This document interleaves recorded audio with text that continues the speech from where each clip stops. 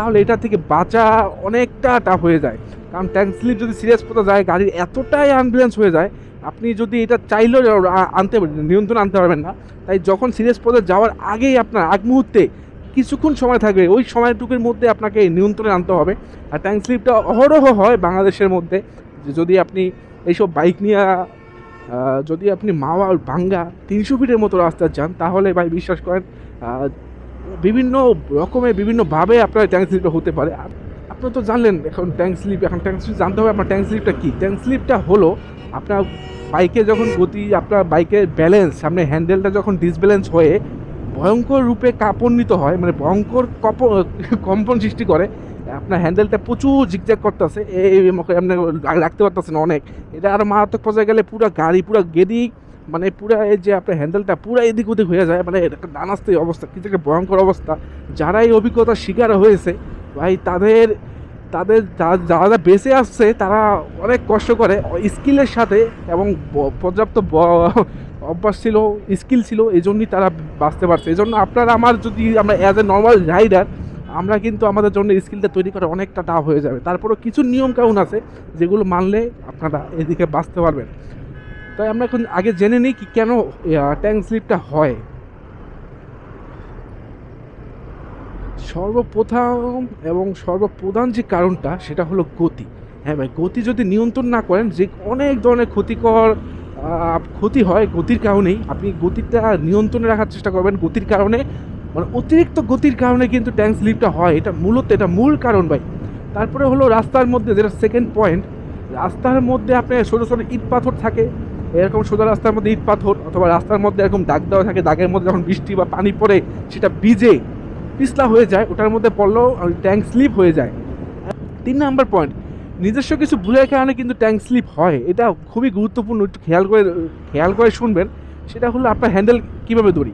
আমরা প্রপার হ্যান্ডেলটা ধরা শিখতে হবে আগে। এই যে আমাদের হ্যান্ডেল ধরার কিন্তু জায়গা দিয়ে দিচ্ছে, আপনি যদি বেশি এদিকে ধরেন এটাও হইলো না, একদম এদিকে ধরেন এটাও হইলো না, আপনার মাঝখানে একদম যেখানে অ্যাকুরেট যে জায়গাটা, ওই জায়গাটায় আপনার হ্যান্ডেল ধরতে হবে কমফোর্টলি।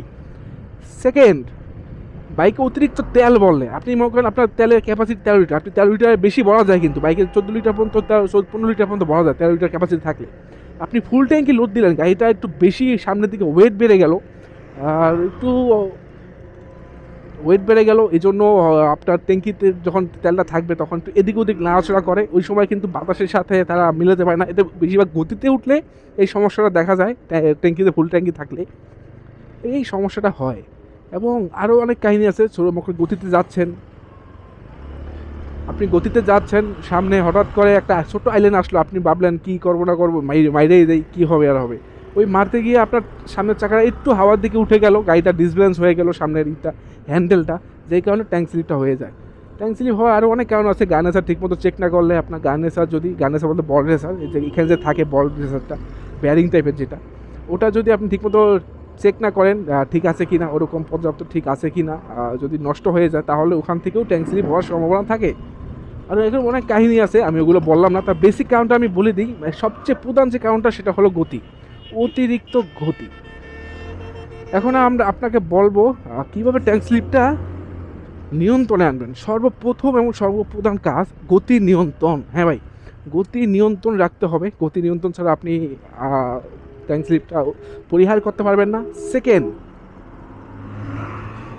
আপনার টায়ার প্রেশার, দুনো পাশের টায়ার আপনার সঠিক যে রেঞ্জ আছে, 28-30 হোক, 32-38 যাই হোক না কেন, আপনার গাড়ি অনুযায়ী টায়ারের প্রেশারটা মেনটেন করতে হবে এবং সর্বোচ্চ মেনটেন তা রাখতে হবে।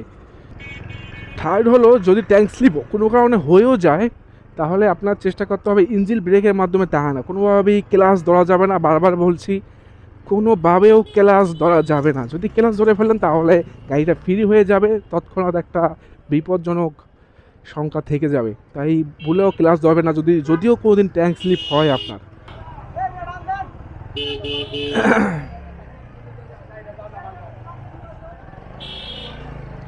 ওকে, কোনোভাবে বের হয়ে গেছি।